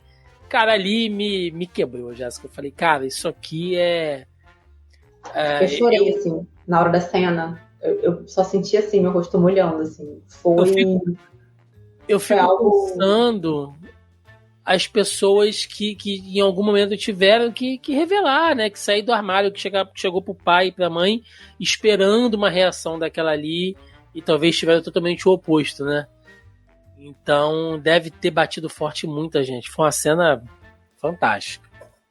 Por tudo, né? Primeiro por ele estar revelando as questões sexuais dele, que eu imagino que não seja fácil. Não é fácil quando a gente é hétero. Eu, por exemplo, não falava de sexo com a minha mãe. Né? Não contava, isso é uma coisa que você fala com amigos, com pessoas próximas, né? E as pessoas subentendem que acontece ou que aconteceu, e eu não tinha essa relação de proximidade. Tem amigas que contaram, perdeu a virgindade, que não sei o que, não foi o meu caso. E eu penso num outro sentido, né? Eu tenho uma amiga que o filho dela é gay, e eu já sabia, e ela também já sabia, e ele contou pra ela. Né? E no dia que ele contou pra ela, ela falou, eu já sabia, mas eu nunca esperava ouvir aquilo. E ela falou, eu tenho um total de 0 preconceito porque eu amo ele incondicionalmente. Mas na hora eu senti muita dor, porque eu pensei no que o mundo poderia fazer com ele. Então, assim, eu entendo muito ela, né? E na hora que ela me contou isso, ela chorou muito. Ela falou, eu sempre soube, isso era uma coisa que não precisava ser dita. Acho que no momento em que foi dito, eu só pensei no que o mundo iria fazer com ele. As coisas porque que quando você fala, você materializa aquilo, né? Então, você é uma outra situação. E às vezes você não sabe como acolher, né? Eu penso muito que, como mãe, dentro da minha parentalidade, eu gostaria de ter uma cabeça aberta, né? Eu sou uma pessoa em desconstrução. Então, provavelmente quem nasceu mais à frente, que já viveu num outro mundo, eu sou dos anos 80, né? Então a gente tem toda uma história. a gente tem vários preconceitos escondidos dentro da gente, que a gente vai, que cabe a nós, né, e desconstruindo. Você ir percebendo essas coisas. Então, eu imagino que não seja fácil, né, para quem está ouvindo também. É óbvio que você não vai, né, você não vai bater no seu filho, você não vai deixar de amar ele. Mas também, assim, eu acho que para algumas pessoas da minha geração ainda é difícil você encarar isso com uma naturalidade, você não pensar no todo, né, no caramba, o quanto meu filho vai sofrer com isso, o quanto isso vai dificultar, até porque o mundo pra gente era esse. Hoje você percebe que é tudo muito mais fluido. As pessoas se aceitam melhor. Você vê um homem de saia de maquiagem na rua e as pessoas não estão olhando ou cochichando. Ou até estão, mas é uma minoria, sabe? Isso já está sendo normalizado, né? E na nossa época, por exemplo, quando a gente era adolescente, isso não era assim. Não. Né? Não tinha isso, menino de saia, homem de maquiagem. E aí as pessoas... as pessoas hoje em dia não têm gênero. As pessoas não têm gênero. A gente chegou nesse ponto da humanidade. As pessoas... Eu não me defino. Eu sou não binário. Então, assim, que bacana. Porque a gente viveu... Eu tenho um amigo que foi muito próximo por muito tempo, que ele era casado. Ele teve 4 filhos. E ele saiu do armário aos 40 anos de idade. Eu conheço casos assim também. 40 anos de idade, o cara saiu do armário. Falou, não aguento mais. Né? Conheceu alguém, já tinha criado os filhos e já vivia num mundo que não era o mundo dele. Que a pessoa muda, assim, um brilho, uma coisa na vida dela que você fala, nossa, agora ela é ela de verdade, sabe? Ela tem uma outra pessoa também que eu conheço, teve esse amigo que teve filhos e tal, e teve uma outra pessoa que eu conheço também que, inclusive, tentou a vida religiosa. Sim. Tamanho era aquele preconceito dentro do mundo. Uma cura, né? Uma cura de algo que não... Eu vou ser padre, você é assexuado, e a pessoa tentou muito, durante muito tempo. Né, padre? Teve namorada, teve noiva, tentou ser padre por fim, mas graças a Deus encontrou alguém que, né, fez a vida dele fluir. E ele se permitiu, depois dos pais dele falecerem, porque acho que foi uma coisa que ele não conseguiu trabalhar com eles, ele conseguiu viver essa vida e assumir pelo menos para os irmãos e para o resto da família. E isso é uma coisa muito difícil, gente. Isso não é uma coisa fácil, você falar da sua sexualidade. E aí você vira para os seus pais para falar de um estupro também. Sim. Sabe? Que é um outro momento de vulnerabilidade absurdo. Eu fui estuprado, sabe? Porque você, enquanto sujeito que sofreu isso, você acha que a culpa é sua. Você acha que você foi estuprado porque você mereceu. Ou porque você deu oportunidade. Entendeu? Eu dei mole, né? Você foi estuprado. Quem mandou usar aquilo tudo de droga? Entendeu? Porque é assim que as pessoas se sentem. Ela acha que ela mereceu passar por aquilo. Então, ela se guarda. É por isso que ela não conta. Porque ela acha que a culpa é dela. Ela acha que ela mereceu. E aí, uma outra coisa que eu já tive terapia de manhã, né? Psicólogos também fazem terapia, tá? Precisa bastante, né? Pra lidar com tudo isso. Ou pra sessão nesse mundo e lidar com a saúde mental dos outros, né? Tem que cuidar da minha primeiro. E aí eu tava pensando com a minha psicóloga, que a gente sempre fala sobre a questão da maldição transgeracional. Talvez se o pai dele tivesse sido mais aberto com ele, tivesse contado tudo o que passou, isso teria prevenido ele de passar o que ele passou, de se deixar ser menos vulnerável. Né? Não que ele tenha tido culpa, tá? Ele não poderia de maneira alguma... não... Mas, por exemplo, como mulher eu posso dizer isso. Existem regras que são muito claras para uma mulher. Você não bebe no copo dos outros. Você não deixa o seu copo...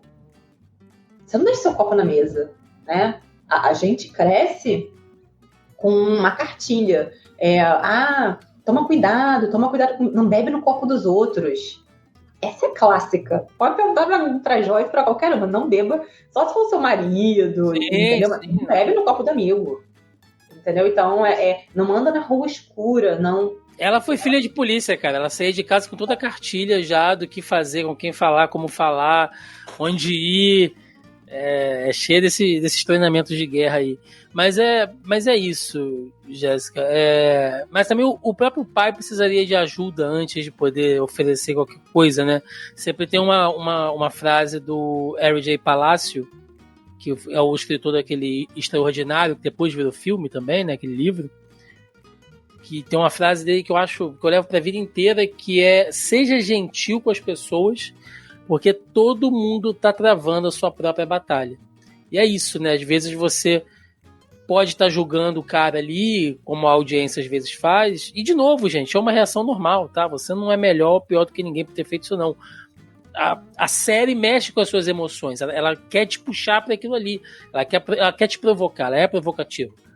De você falar, tipo, não, mas ele mereceu, né? Ele fez isso e tal, mas é outra coisa da nossa sociedade que a gente tem que levar muito em consideração, ainda mais sociedades conservadoras como a nossa, porque o Brasil é um país muito conservador, sempre foi, que é essa coisa do punitivismo que a gente vive muito hoje em dia, né? Tipo, se fulana engravidou e ela não queria, bem feito, quem mandou transar? Né? Fulano foi andar de bicicleta lá na montanha e quebrou a perna, bem feito, se tivesse dentro de casa não tinha acontecido isso. Então, sabe, as pessoas não podem viver ou ser acometidas por nada, porque tudo ou é bem feito por uma questão, tipo, se você não estivesse fazendo algo que te dá prazer, você não teria passado por aquilo ali, então é uma visão punitivista, ou então é uma questão religiosa, tipo, se aconteceu foi porque Deus quis, e se não aconteceu foi porque Deus não quis, né? Logicamente que na visão cristã, Deus é onipotente, onipresente, oniconsciente, então tudo passa pelo crivo dele. Mas peraí, né? Eu acho que Deus talvez tenha coisas muito mais importantes para se preocupar. Se você saiu de casa tarde da noite e foi estuprada, acho que não é porque Deus quis assim, né, gente? Nem porque ele não quis. Você não foi estuprado porque você saiu de casa tarde. Você foi estuprado e ponto. Porque você poderia ser estuprado enquanto não ia trabalhar. Exato. Então, tem esse pensamento punitivista de você tentar relegar a culpa, sabe, a 1 milhão de coisas, até a Deus. E menos na coisa que é a pessoa que te violentou, cara. Você não foi violentada porque você mereceu, porque você saiu de casa, porque você usou uma roupa curta. Não. Você pode, de novo, a gente tem um exemplo aqui, o pai dá um exemplo. Era um padre, seminarista, foi abusado, estava dentro da igreja. Esse jargão, tipo, se estivesse dentro da igreja orando, não tinha acontecido. Não, ele estava dentro da igreja. Aconteceu, ele era coroinha. Então, assim, desculpa. Vamos parar um pouco com isso, né? E essa coisa também, você falou que você é de 85, dos anos 80, eu sou de 84, né? Fiz 40 esse ano. Eu entendo o que você fala. Inclusive, nós temos amigos em comum, né? Que são pessoas assim, que não sabe. Eu e a Jéssica somos amigos há muito tempo, a gente já se conhece há bastante tempo. Então, nós temos muitos amigos em comum. Eu vejo alguns dos nossos amigos, Jéssica, eu não vou citar nomes aqui, mas que, assim, passaram a vida vivendo em Sodoma e Gomorra como se estivesse numa Disneylândia, e hoje são os conservadores, né? Eu vejo cada discurso na rede social que eu falo, meu amigo, se eu contasse o que a gente já foi, no lugar que a gente já foi, fez o que a gente fez, e hoje você é o conservador pai de família, olha, mas eu vou te dizer uma... Mas tudo bem, as pessoas podem mudar, né? Mas, enfim, fica essa questão da hipocrisia. Mas a gente vive hoje também uma questão que jovens, né, estão se colocando numa posição... E, de novo, eu acho que conservador não é o melhor adjetivo aqui, porque você ser conservador e você ser um falso moralista são coisas diferentes. Eu acho que mesmo um conservador, ele encara as mudanças de uma maneira mais lenta, mais progressiva, mais controlada, e você tem o cara que é só moralista, né? Então, hoje eu vejo alguns jovens, a molecada de hoje, né, de grupos que eu frequento e tal, que você vê que tem as opiniões mais... Eu falei, mano, parece que eu tô falando com um velho dos anos 20, sabe? De fraque, bengala, sabe? Bigode enroladinho na mão, sentado, tomando, sei lá, um bourbon e cuspindo numa escarradeira, assim, falando, não, porque a sociedade, né, está sendo corrompida. Gente, não sei se é porque o jovem, né, se ele naturalmente ele é contracultural, né? A gente teve aí uma sociedade nos anos 70, anos 80 que era muito conservadora. Então, automaticamente, os jovens daquela época eram descaralhados, né? Você pega a geração punk, todo mundo ali era totalmente descaralhado. E hoje que a gente vive uma sociedade mais progressista, aí inverteu. Aí agora o jovem é muito conservador e moralista. Então, eu não sei se é pelo fato que a gente conseguiu chegar até aqui, o povo quer andar para trás. Pois é, conservadores, tá? Eu não vou ser falsa moralista. Eu, especialmente no que concerne ao uso de liberação e uso de drogas. Eu acho que é uma seara muito, muito, muito problemática, especialmente no país que a gente vive. Entendeu? Então, nisso eu tenho opiniões conservadoras. Né? O meu esqueleto dentro do armário ainda é esse. Eu tenho a minha religião, sou católica. Sim. E eu não sou contra o aborto. Se você quer abortar, você tem que ter o direito de fazer isso, né? De uma forma segura. Eu não faria, mas o seu corpo é seu, você faz o que você quiser com ele. Né? Eu acho que você deveria fazer isso. Depressão no serviço de saúde pública, como em vários lugares. Não me matem por falar assim, nem me excomunguem. Eu acho que o meu corpo e a minha vida pertencem a mim e eu escolho como viver. Né? O coletivo é diferente. Sim. O coletivo é diferente, mas no que concerne ao uso ao uso de drogas, de liberação de drogas, eu sou extremamente conservadora. Sim. Até pela minha formação, né? Por tudo que eu já estudei, em termos de formação cerebral. Eu acho que nisso eu ainda sou bastante conservadora. Mas de resto, gente, eu acho que a gente precisa aprender, né? E eu acho que também tem que ter calma. Eu vejo muita gente, assim, sendo muito agressiva em relação a algumas coisas. Tudo é homofóbico, é não sei o quê, é não sei o que lá. E nem sempre é. A gente tem que entender que as pessoas caminham de uma forma diferente. A gente tá falando de amigos em comuns aqui, a gente tem 40 anos. Sim. Né? Então a gente tem amigos que tem no máximo, sei lá, 50, que há 25 anos atrás, há 30 anos atrás, não tinham a liberdade sexual que eles têm.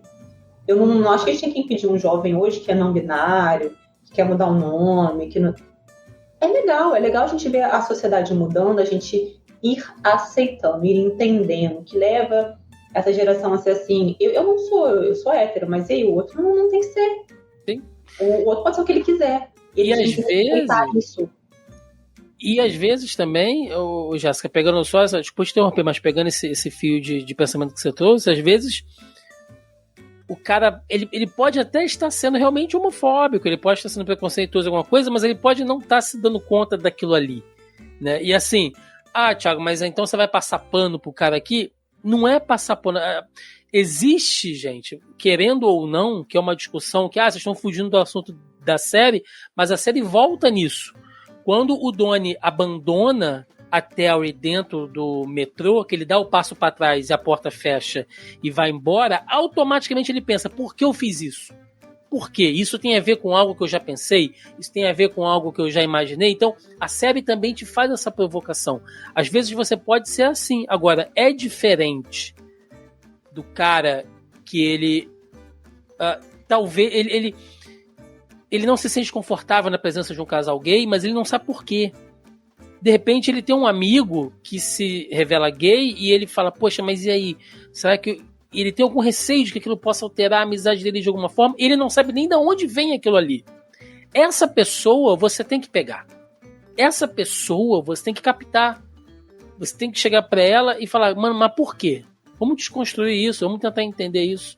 O que está acontecendo? O que na sua vida te fez pensar isso? Não pode ser só opinião. Você desgostar de alguém pela condição simplesmente do que ela é, não pode ser questão de opinião, gente. Eu posso...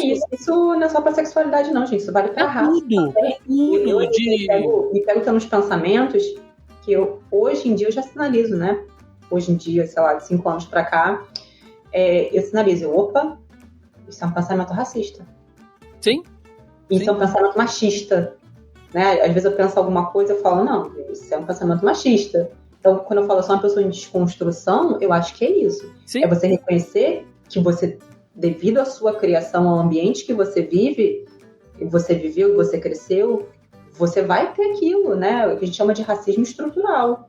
Coisas que você cresceu normalizando. Hoje em dia, eu conto quantos negros tem no local. Sim. Eu não fazia isso. E eu trabalhei com RH. Eu não fazia isso. E depois que você faz isso, é um caminho sem volta, tá?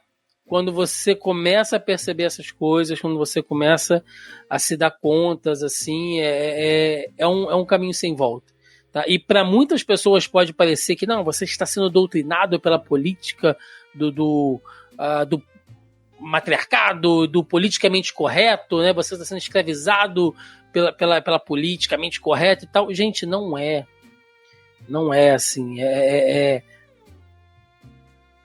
Acho que as pessoas têm que ser menos... a gente está passando por uma fase, Jéssica, hoje de uma infantilidade do adulto, sabe? Das pessoas às vezes baterem um pé por causa de algumas coisas, de parecer pirraça, sabe?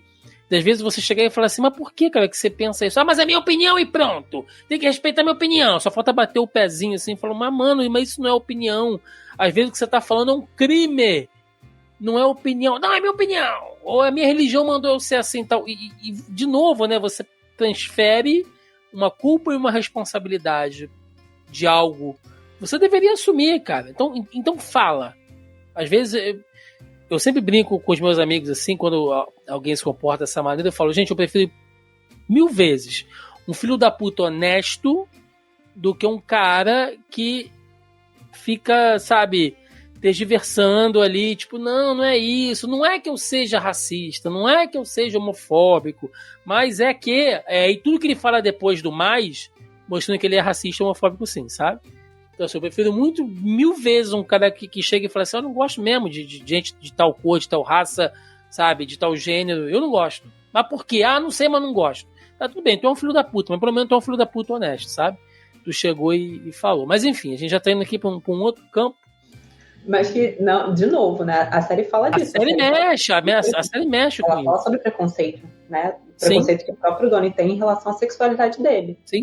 Sim, de muitas maneiras ali. Eu acho que toda essa discussão, né, até esses 20 minutos finais que a gente entrou aqui nessa viagem socioterapêutica que a gente teve aqui, tem a ver, porque a série enaltece esse tipo de discussão. E nesse ponto, eu acho que Beberrena é uma série muito feliz, né? Não que ela seja uma série feliz, mas ela é feliz em atingir essa provocação na audiência. E pra quem tá esperando uma segunda temporada, gente, pelo amor de Deus, não, tá? Não é toda série que precisa de segunda temporada, ela é uma minissérie, ela contou a história que tinha que contar e chega, pelo amor de Deus, ninguém precisa mais.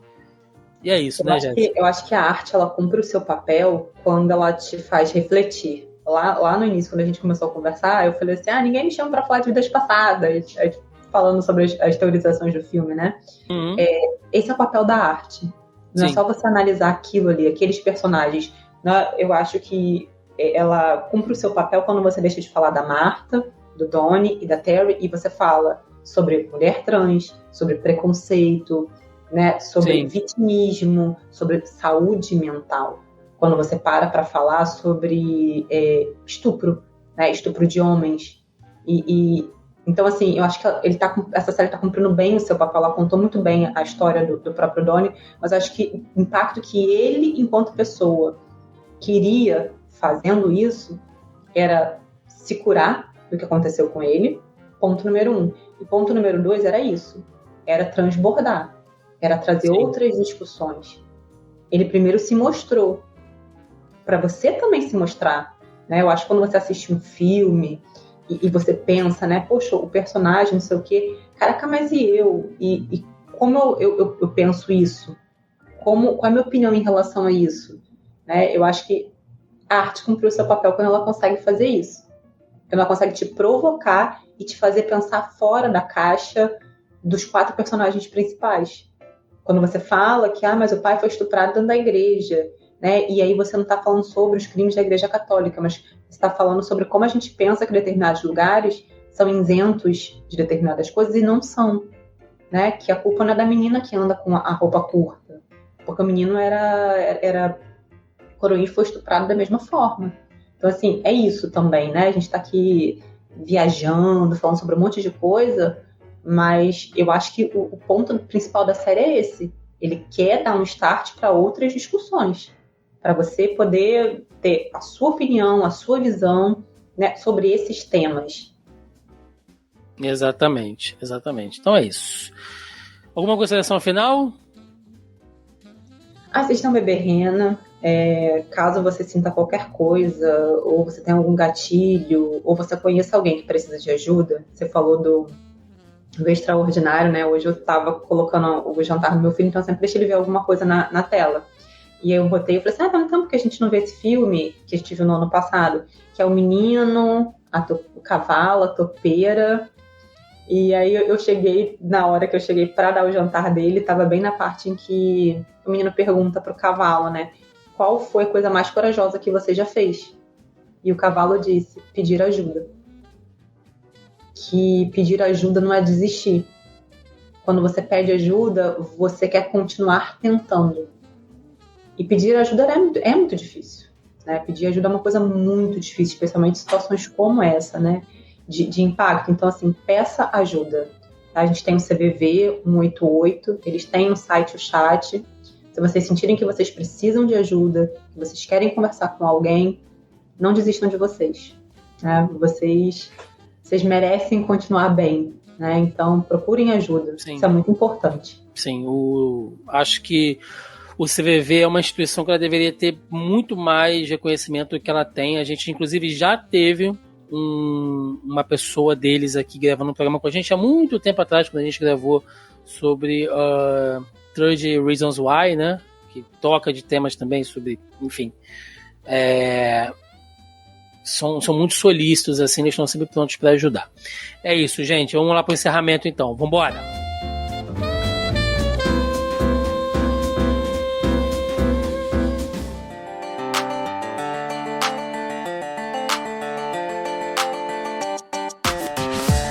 Chegamos ao final de mais um Zoneando Podcast, onde falamos de Beberena. Pois é, a continuação de Sweeney Tooth? Não, a série sobre abusos aí, stalkers, né, pessoas com situações emocionais e psicológicas muito complicadas, mas que se tornou um fenômeno da Netflix. E foi um papo bom, gostei demais desse papo que eu tive com a Jéssica aqui. Se a gente tivesse mais tempo e eu pudesse abrir uma cerveja, a gente teria mais 3 horas de podcast aqui, com certeza, falando sobre isso. Mas, né, como não é o caso, temos que chegar a um fim, assim como a série.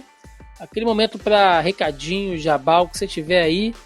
Jéssica, já montou o seu canal, já fez o seu TikTok, já está com o seu Instagram produzindo conteúdo, porque você participa com a gente aqui já tem uns 2 anos. Eu não tenho e não vou ter TikTok. Você tem... eu tenho mais certeza de que a rede social mais nociva do universo é o TikTok. E eu não quero fazer parte do TikTok. Mas e o Instagram lá, de psicologia? Cadê? Como é que vai fazer? O Instagram está lá andando e a gente já está movimentando ele.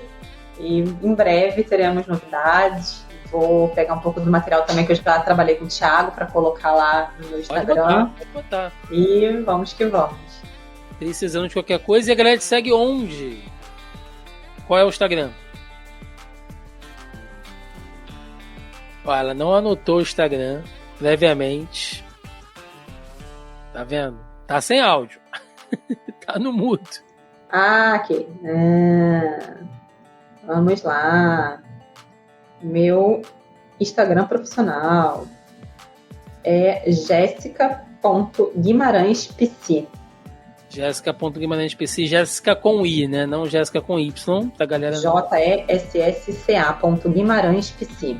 É isso aí, procurem lá, sigam a Jéssica, tá sempre aqui falando com a gente dos temas aí mais fáceis. Eu só chamo a Jéssica aqui pra falar de tema leve. Tá Ninguém bom? Me chama pra falar de coisa leve. Não me chamaram pra falar de afterção. Falaremos, pode deixar. Eu vou te colocar aí na agenda das pautas aí, você vê alguma que se identifica. Gente, vamos lá então, recadinho de sempre pra gente fechar aqui. Tá? Lembrando, antes de tudo, o recado mais e mais importante, né? Estamos aí nesse mês de maio de 2024, com esse desastre, com essa calamidade acontecendo no Rio Grande do Sul. Nós começamos aqui no Zona E uma campanha de incentivar a doação, de chamar outras pessoas, de fazer alguns collabs. Né? Estamos conversando com alguns amigos aqui, de repente, para a gente fazer umas lives, e está estudando isso, mas enquanto isso ainda não acontece, nós estamos divulgando principalmente aqui o projeto das cozinhas solidárias do MTST, tá? Que é muito importante. Os caras estão com uma meta muito bacana. Eles já bateram a meta principal, que é de reforçar a cozinha de Azenha, que fica em Porto Alegre, né, de servir a meta de 2.400 marmitas por dia, por lá. Já abriram uma nova base, uma nova cozinha itinerante em outra região do Rio Grande do Sul. Então a ideia agora é que eles bateram a meta de uma cozinha e começar a abrir outros pontos de atendimento, porque doação de alimento é muito importante, lógico que é, água, alimento, remédio, mas vale lembrar que muitas dessas pessoas, milhares delas, não têm onde guardar essa comida, não têm onde estocar, muito menos preparar, né? As cidades ainda estão debaixo d'água, então é necessário que nesse momento elas tenham refeição pronta, quente e saudável à disposição delas. Então, o nosso principal projeto que a gente vem incentivando aqui é o Apoia-se do MTST, tá? Ou o Pix também do MTST, se você não pode se comprometer numa doação mensal, né? Lembrando que as cozinhas, pelo Apoia-se, você vai doar ali uma quantia que você puder por mês, né? Você pode então fazer ali uma singela contribuição no valor que você quiser, quando você quiser, quantas vezes você quiser, através do Pix do projeto ali das enchentes das cozinhas do MTST, tá bom? Vai estar aqui na descrição tanto do nosso vídeo aqui no YouTube, ou aí da plataforma de áudio que você estiver ouvindo a gente, vai na descrição do programa, eu vou colocar lá tanto o Apoia-se como o Pix, para vocês copiarem ali e ajudarem da maneira que vocês quiserem, tá bom, gente? E durante todo o mês de maio a gente vai fazer a veiculação dessa campanha e também de outros projetos aí com outros amigos, de outras coisas para ajudar, tá bom? Agora os segundos recadinhos aqui. Lembrando, mais uma vez, que você pode conferir o Zoneando Podcast nas principais plataformas e agregadores de podcast. A gente está no Spotify, no Deezer, no Amazon Music, Google Podcast, Apple Podcast, qualquer plataforma de áudio digital aí que tenha podcast, a gente está por lá. É só procurar pelo Zoneando com Z que vocês nos encontram. E também no nosso canal do YouTube, youtube.com/ZonaE. Tem a playlist lá das versões em vídeo dos podcasts para você conferir aqui, tá? As nossas facetas comentando aí dos temas de cada semana. Tá bom, gente? Sigam a gente nas redes sociais, Facebook, Instagram, Twitter. A gente está por aí divulgando todo o conteúdo, e no nosso canal também tem vídeo toda semana, análise de série, filme, reação de trailer, live semanal de notícia, enfim, conteúdo para vocês focados aí nas nossas redes sociais e no nosso canal do YouTube. Tá bom, gente? É isso. Deixa nos comentários aí a sua opinião sobre Beberrena, tá? Se você ficou revoltado aí porque o dono era muito permissivo, se você ficou com medo da Marta, se você ficou sonhando com a risada da Marta, conta aí nos comentários aí da sua opinião, o que você quiser pra gente debater sobre isso.